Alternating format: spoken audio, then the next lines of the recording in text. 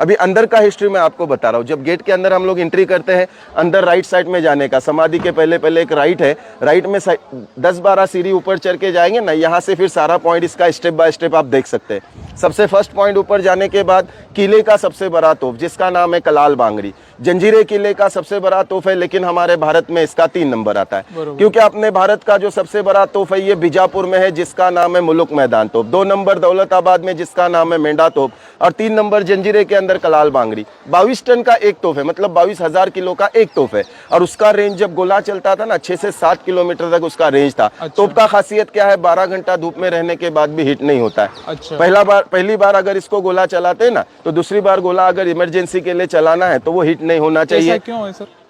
वो इसके लिए ना, क्या अगर जंग के लिए एक बार उसको यूज करते हैं और सडनली इमरजेंसी है, जंग खत्म नहीं हुआ, उसको यूज करना है, तो उसमें गोला बारूद लोड करके तुम उसको यूज कर सकते हैं। उसका खासियत क्या है कि वो गर्म नहीं होता है। अगर एक बार अगर वो धूप में गर्म हो जाए ना, तो उसमें हम वापस से गोला लोड नहीं कर सकते, वो अपने आप जगह पे ऑन द स्पॉट फट जाएगा। और 5 मेटल में बनाया हुआ है, इसके लिए वो गर्म नहीं होता है। अब तोप देख के आगे बढ़ेंगे, ये 2 बुरुज क्रॉस करके तीसरे बुरुज पे जब जाएंगे ना, सामने समंदर के बीच में आपको और एक किला दिखाई देगा जिसका नाम है पद्म दुर्ग, उसको कासा किला भी बोलते हैं। और ये किला संभाजी महाराज ने बनाया था जंजीरा किला जीतने के लिए। अच्छा। और हिस्ट्री में जंजीरा किला जो है ये अजिंक्य किला मींस अनकॉन्कर्ड फोर्ट है, कोई भी इस किले को जीता नहीं। जीतने के लिए बहुत से राजा ने ट्राई किया है, चिमाजी, अप्पा, कान्होजी आंग्रे, संभाजी महाराज। शिवाजी महाराज को उस टाइम पे वो पीरियड में यहाँ पे आने के लिए टाइम नहीं मिला, उनका बिजी टाइम था। तो इसकी याद में मौलन रत्नागिरी में एक किला बनाया जिसका नाम है सिंधुदुर्ग। सेम जंजीरे का कॉपी है, वो 40 एकड़ में है, तो ये 22 एकड़ में है। और सेम वो भी समंदर के बीच में है, ये भी समंदर के बीच में है। तो तीसरे बुरुज से हमको एक समंदर के बीच में और एक किला दिखाई देता है जो संभाजी महाराज ने बनाया हुआ है, छत्रपति संभाजी महाराज ने।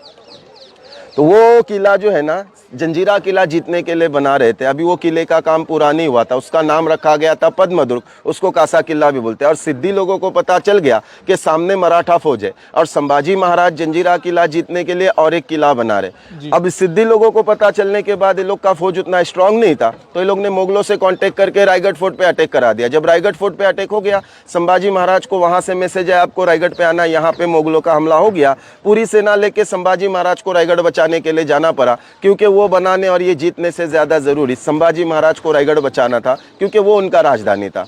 तो रायगढ़ बच गया, वो किला अधूरा रहा, ये किला अजिंक्य रहा। तीसरे बुरुज से नीचे उतर के रास्ते से आगे बढ़ेंगे, एक बड़ा मीठे पानी का तालाब आता है जो 30 फीट है, 30 फीट डीप, जो 60 फीट डीप है। ऐसे 2 तालाब है, एक 30 फीट डीप है तो दूसरा 60 फीट डीप है। तो वो पानी कैसे आए मैं आपको पहले बता दिया कि किले के बांधकाम के लिए सारे पत्थर यही बेट से निकाले। बेट से पत्थर निकालते 60-70 फीट डीप नीचे चले गए, जमीन में से नेचुरल मीठे पानी के झरने लगे। तो राजा को 2 चीज मिल गया ना, किला बनाने के लिए पत्थर, पीने के लिए पानी। जहां पानी वहां बस्ती, लोग बसने लगे। 1947 तक किले के अंदर 450 घर का बस्ती था, 2 समाज का लोग था, कोली लोग और मुस्लिम लोग। 47 तक किले के अंदर मच्छी मार्केट, भाजी मार्केट, 5वीं क्लास तक स्कूल था, मंदिर था, मस्जिद था। लेकिन 1947 के बाद हमारा देश आजाद हो गया, यहाँ से राजाओं का राज खत्म हो गया। यहाँ के जो लास्ट राजा थे ये छोड़ के इंदौर चले गए, अब बची इनकी प्रजा। जब तक राजा था हर चीज राजा से मिल जाता था, राजा के जाने के बाद इनको काम नहीं है, रोजगार नहीं, लोग आहिस्ता आहिस्ता किले में से निकल गए और जाके आसपास के गांव में बसने लगे। 1972 में पूरा किला खाली हो गया। अब तालाब के पास से 125 पायरी चढ़ के जब ऊपर जाते हैं ना, तो ये किले का सबसे बेस्ट पॉइंट है जिसको बाले किला बोलते हैं। और हम लोग नीचे से जो टाइम हमारा बोट का रहता है वो टाइम में हम लोग है ना पूरा कवर नहीं कर सकते। और मेन रीजन क्या है कि अंदर झाड़ी खंडर हो गया है और सारे रास्ते ब्लॉक हो गए, तो इसके लिए हम लोग उतना वहाँ नीचे से देख नहीं सकते जितना ऊपर जाके देखेंगे। जब हम लोग ऊपर जाते हैं ना, तो समंदर के बीच में 22 एकड़ में किला कैसे बनाया, किले के अंदर क्या है, इसके पीछे अरबियन सी, सामने वाला फोर्ट, बहुत अच्छा व्यू देखने के लिए मिलता है। वहां से व्यू देख के फोटो लेके वही सीढ़ी से रिटर्न नीचे आने का, राइट में आएंगे ऐसे एक पत्थर का इमारत दिखाई देगा जिसको राजवाड़ा कहते हैं। यहाँ पे राजाओं का दरबार भरता था, मीटिंग होता था।